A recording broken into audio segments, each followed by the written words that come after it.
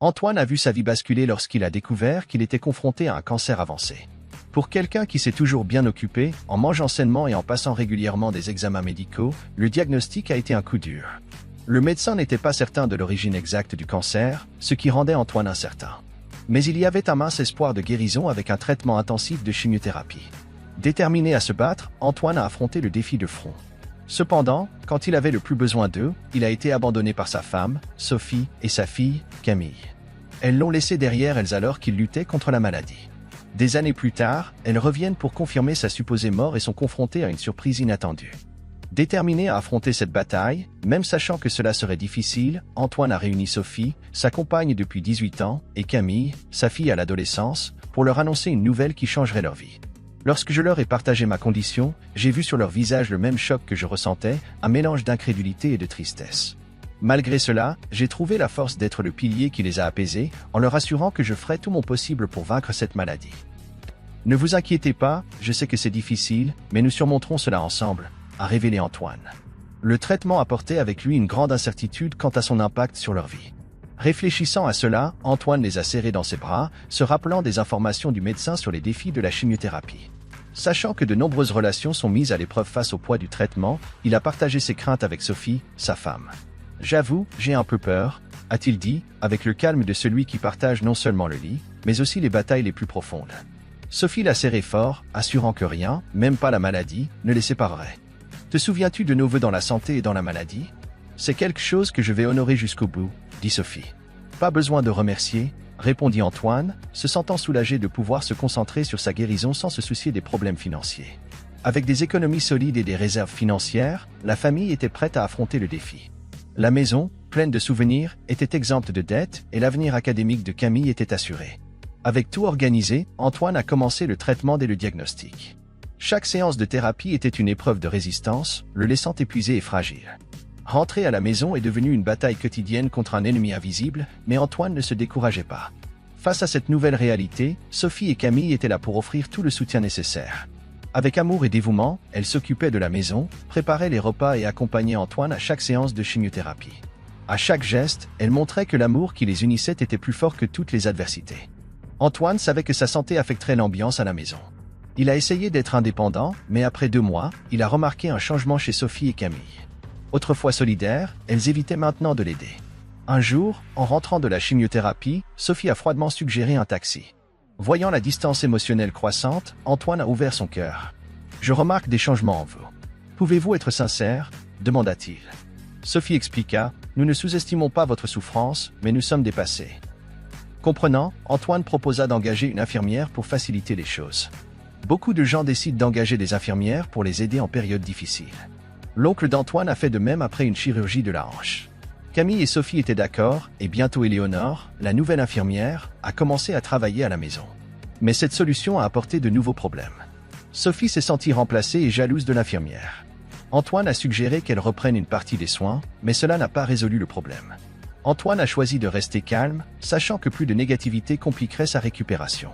Un appel de sa belle-mère exprimant son désaccord quant à la présence de l'infirmière a compliqué les choses. Antoine a expliqué à Sophie qu'il avait besoin temporairement de l'aide d'Éléonore. Sophie a accepté, mais après une chimiothérapie, Antoine a vu un camion de déménagement devant chez lui. Sophie a dit qu'elle allait vivre chez sa mère pendant qu'il se remettait. Antoine se retrouva dans une profonde tristesse et confusion.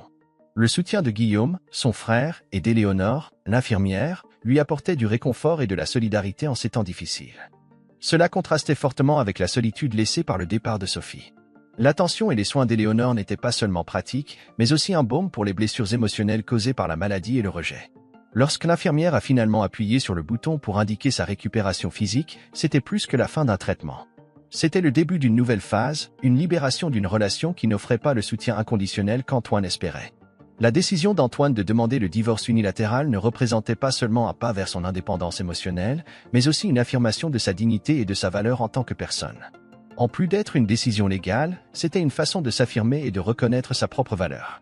Avec toute la documentation nécessaire envoyée à la maison de sa belle-mère, Antoine pouvait maintenant construire un avenir axé non seulement sur la guérison physique, mais aussi sur l'émotionnel, entouré de personnes qui avaient fait preuve d'une véritable empathie et d'un soutien dans les moments difficiles. Malgré les incertitudes et les défis à venir, il était déterminé à reprendre le contrôle de sa vie en choisissant soigneusement qui ferait partie de son parcours de récupération et de croissance personnelle. Plus d'1 an s'était écoulé depuis qu'il avait vaincu la maladie et Antoine se sentait prêt à avancer. Il a pris contact avec son ancien employeur et ils ont accepté de le reprendre, même à distance. Bien qu'il appréciât sa maison, il associait à elle de nombreux souvenirs douloureux et cherchait un nouveau départ dans un endroit différent. Généreux, Antoine prévoyait de donner la maison à Éléonore, qui avait été un grand soutien dans les moments difficiles. Même face à un étranger, il a montré une gentillesse remarquable, lui offrant une totale liberté de vendre la maison, si elle le souhaitait. Le déménagement d'Antoine vers un nouveau quartier n'était pas seulement une question de changement d'adresse. C'était une occasion de réécrire son histoire après une période turbulente et douloureuse. Sa capacité à s'adapter et à trouver du réconfort dans de nouvelles routines et amitiés a montré sa résilience et le désir humain de connexion et de but, même après des expériences traumatisantes. Établir une amitié avec sa voisine Amélie, qui non seulement offrait de la compagnie, mais apportait également une perspective selon laquelle la vie pouvait conserver son sens après des pertes choquantes, comme la mort d'un être cher ou la fin d'une relation censée être éternelle. Les discussions entre eux ont offert un terrain commun de compréhension et de soutien mutuel, quelque chose que seuls ceux qui partagent des expériences similaires de pertes peuvent offrir les uns aux autres. Leur passe-temps est devenu bien plus qu'un simple divertissement, il est devenu une forme de thérapie, un moyen de créer de l'ordre et de la beauté à partir de matériaux simples. Cela représentait, tout comme le processus de reconstruction dans sa propre vie, rassembler les morceaux brisés et construire quelque chose de nouveau et solide. La recherche de nouveaux outils symbolisait la quête de compétences et d'expériences qui l'aideraient à façonner sa nouvelle réalité. Même après avoir surmonté l'absence de sa femme et de sa fille, le fait de ne pas avoir de nouvelles d'elle est resté un point d'interrogation dans son histoire, suggérant que, malgré sa récupération et son progrès, il y avait encore des éléments non résolus. Un jour après avoir visité le magasin de matériaux, Amélie a partagé une observation inquiétante avec Antoine. « Je dois te dire quelque chose de très important. Hier, en rentrant chez moi, j'ai vu 2 femmes, une plus âgée et une plus jeune, rôder autour de chez toi. Elles ont frappé plusieurs fois à la porte, ont marché autour et, comme tu n'étais pas là, sont montées dans la voiture et ont attendu. Après un certain temps, elles sont parties. J'ai pensé appeler la police, mais j'ai pensé qu'elles pouvaient être de la famille et je ne voulais pas causer de problème. Comme elles ne sont pas revenues après ton retour, j'ai pensé qu'il valait mieux te le dire. Je n'ai pas pu voir clairement, mais la plus âgée semblait avoir environ 60 ans, elle était grande et avait les cheveux clairs. La plus jeune était un peu plus petite, mais ses cheveux foncés descendaient jusqu'au cou. » En écoutant, Antoine sentit un frisson lui parcourir l'échine, les descriptions correspondaient à celles de sa femme et de sa fille. Une confusion s'empara de ses pensées. Antoine a commencé à réfléchir aux raisons possibles qui auraient pu pousser sa femme et sa fille à le chercher, surtout après être partis presque 1 an auparavant sans même jeter un dernier regard. Amélie s'est proposée pour gérer la situation discrètement si elle réapparaissait. Cependant, Antoine hésitait à se confronter à nouveau à la douleur du rejet, surtout maintenant que les souvenirs de la période d'abandon résonnaient encore dans son corps. Alors que la nuit avançait et qu'un manteau d'étoiles couvrait le ciel, Antoine cherchait des réponses en appelant son fidèle frère, Guillaume. Guillaume a confirmé la présence de Sophie et Camille chez lui, expliquant qu'elle était furieuse d'apprendre que la propriété était au nom d'Éléonore. Elles ont menacé Éléonore et ont cassé quelque chose dans le jardin.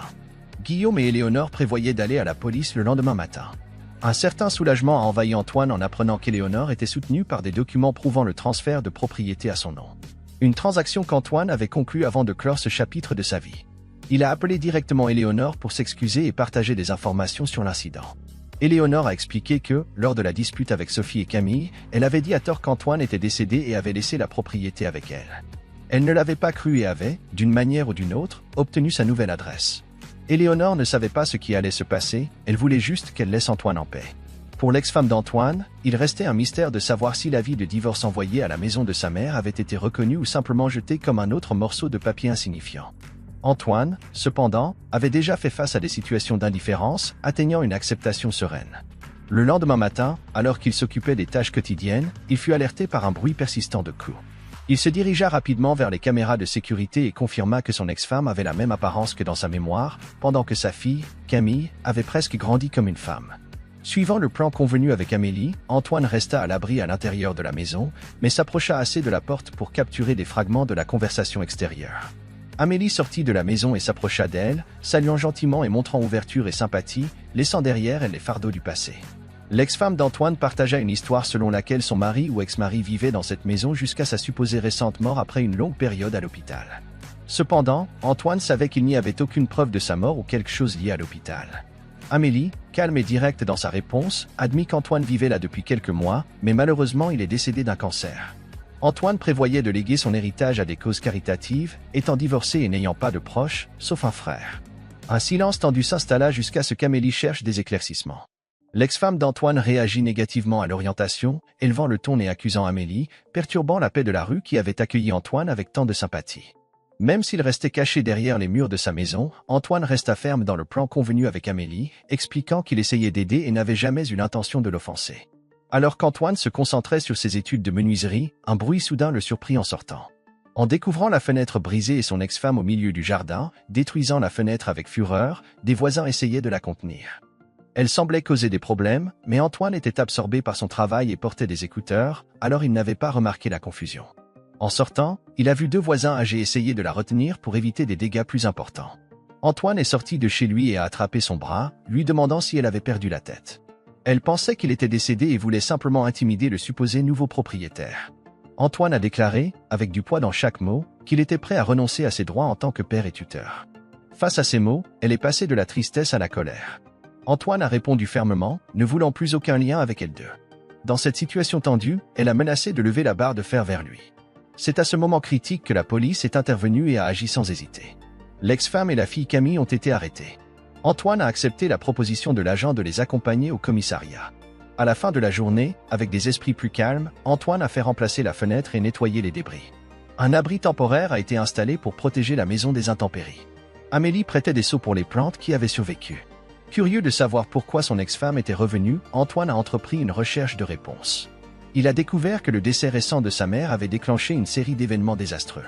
Lorsqu'elles sont retournées dans l'ancienne maison d'Antoine, elles ont été confrontées à Éléonore, qui a expliqué la situation. Antoine a envisagé de demander une ordonnance restrictive, au moins temporaire, pour s'assurer qu'il n'y aurait plus de surprises. Ainsi, Antoine a repris sa vie, guéri la douleur de l'abandon, et son ex-femme et sa fille ont également appris de l'abandon. À mesure que les conséquences du conflit avec son ex-femme et sa fille s'atténuaient, Antoine plongeait plus profondément dans sa passion pour la menuiserie.